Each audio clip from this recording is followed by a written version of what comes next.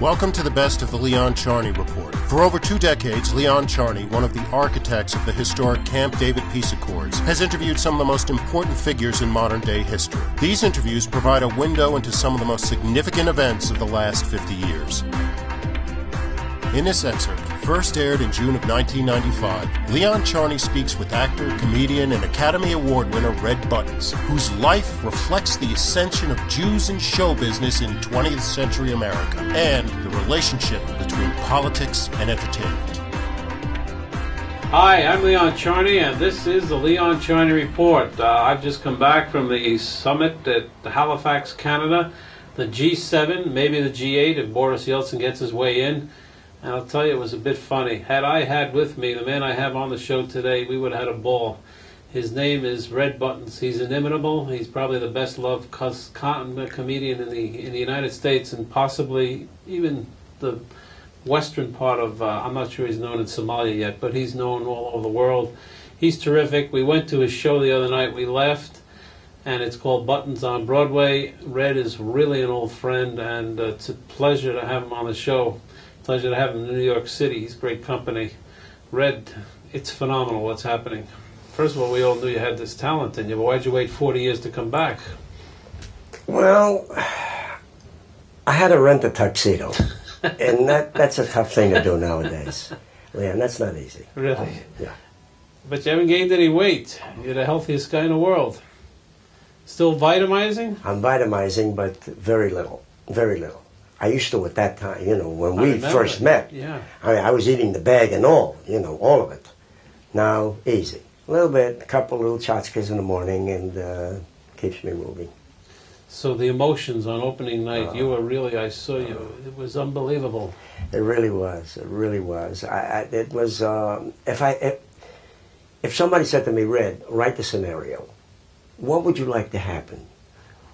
You've been away from Broadway close to 50 years, and now you're coming back in your own show. What would you like to see? I couldn't have written it. I couldn't have written it. I mean, it was the thrill of thrills.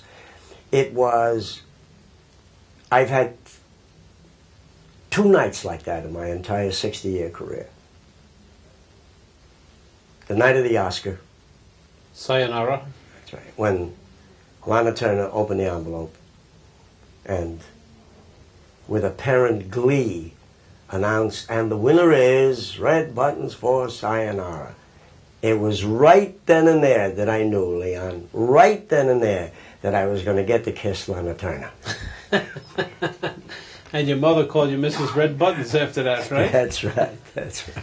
Red's name is really Aaron Schwat, and I believe he went to Vanderchild High School, am I right? I went to Vanderchild High School. I was, I'm one of the biggies out of that school. And he was he started out as a burlesque comedian, probably one of the best, and graduated all the way up to an Oscar and to many. I remember my father sitting next to the television every Monday or Tuesday night when Red would do his show, Hey Hey Ho Ho, and my father was not born in America, and he related to that comedy. I mean... You know why your father related to this? No. Because how I got this was the ho-ho and the he-he. My father used to take me to a little synagogue. It wasn't even a synagogue. It was a storefront on 4th Street on the Lower East Side between C and D. And that block was known as the Rue de la Paix. This was a poor little thing. My father, he liked the rabbi, so my father used to go, and they were Hasidim. Right. And my father was not. Payas, right? That's right. But really Payas, Curls. Payas is curls, by the way. They're locks. And after the services, they used to sit around and drink this little poison called, whatever they called it, the Vishnik or Bromfen or something, 190 proof, your fingernails used to fall off. One shot smoke used to come out. And they'd get up and they'd dance. And they would dance. And I was 4 or 5 years old. I didn't know what they were drinking. I thought they were drinking a little concoction called a goggle muggle. When you were a kid, your mother made you a drink called a goggle muggle. That was like hot milk and a chunk of butter with the yolk of an egg, and you got well quickly because you were couldn't busy stand it. throwing up from the goggle-muggle. I mean, nothing could live with that goggle-muggle. Goggle-muggle could cure chicken soup. I mean, that's how strong this stuff was. So I picked this up. That's why your father, when your father saw me do ha, he related, because that's the way, it was folk dancing. That's what it was. You could not disturb him. He couldn't have a meeting on that night. He couldn't go any place. He was glued to his television set, red buttons, hey, hey, ho, ho, and he'd break up into hysteria. Good. And this went on for what, for 3 years, Red? 3 years, yes. And you had the highest rating show. Well, I did. The first year or so, I lucked out. I followed I Love Lucy. And I always thanked Lucy and Desi for making me what I am today, because, boy, I picked up a lot of their numbers, and I held it for a while. And then things started to go the other way a little bit, but that's show business.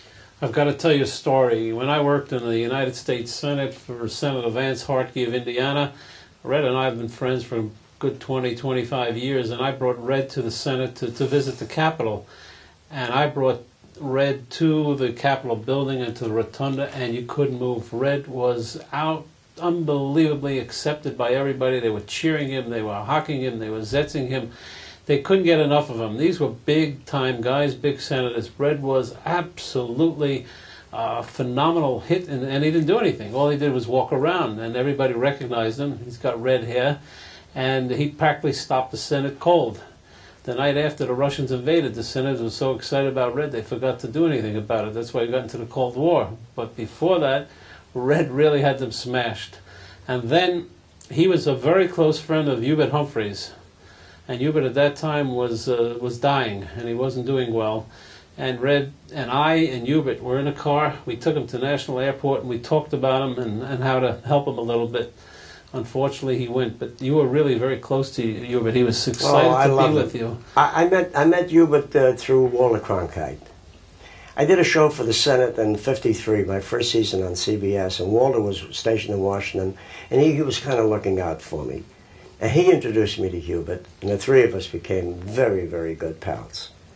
You know, you were very close. I mean, the guy was so excited to see you, didn't know what you were doing in Washington. He was a fabulous man. I worked for him in the '68 campaign. I traveled with him. And that was one of the most interesting 4 or 5 weeks of my life, being with him, just the physical juxtaposition every single day. And I remember at one night, we were flying somewhere, from somewhere to somewhere, and he was just finished writing a speech. And he was tired, obviously, you know, he gave it this. And he looked over and he saw me sitting looking at him, so he moved over into my seat. And we had a drink. I said to him, Hubert, can I say something to you that ordinarily I wouldn't? I don't know how to approach this. He says, Red, you can say anything to me. I said, you're not aggressive enough. You're letting Nixon... That was Nixon, right. ...run all over you by just ignoring you. They're treating you like a little puppy dog. I said, you got to take your gloves off. And you really got to be the Hubert Humphrey you were when you fought for the civil rights, you know, and the kind of guy you are. I said, you've really got to get in there smacking that ball right now, because you won't have a chance. And from then on, every time he made a speech, I used to warm up the audience for him. Is that right? He'd say to me, as he was going to the platform, he'd give me a poke and say, watch me go, coach. Watch me go, coach. You know, he was a fabulous guy. I said to him, Hubert, come on. You got to talk up about Vietnam. That's the big thing. Right now. He was very loyal to Johnson, you remember that? It was more than loyalty. He said to me something I'll never forget. He said, Red, when you're the vice president, you're handcuffed. You are handcuffed. There's lots of things you'd like to do. You can't do it. And he was. He was handcuffed. He almost won that election. One more week, he'd have been... He was very close. Very close. Very close. but there was a dignity about him. I don't think he really wanted to go against Johnson. I mean, the Vietnam was the big thing at that time. You're absolutely right. That was the thing that killed him. That was absolutely the thing that killed him. Who was his vice presidential nominee? Do you remember? I don't remember. Yes, from Maine. Muskie? Muskie. Muskie and Humphrey. Yeah. 1968, very famous convention, by the way, in Chicago. That's right. In modern Middle East history, only one peace treaty has stood the test of time, the 1978 Camp David Accord. In the new documentary film, Backdoor Channels, The Price of Peace, learn the true story behind the greatest diplomatic achievement of our time and its lessons for the future.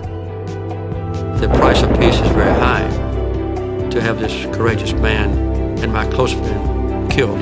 Winner of the Telly Award for Best Cultural Program. Now available at select stores including Barnes & Noble and online at Amazon.com. The preceding program was brought to you by Backdoor Channels, The Price of Peace.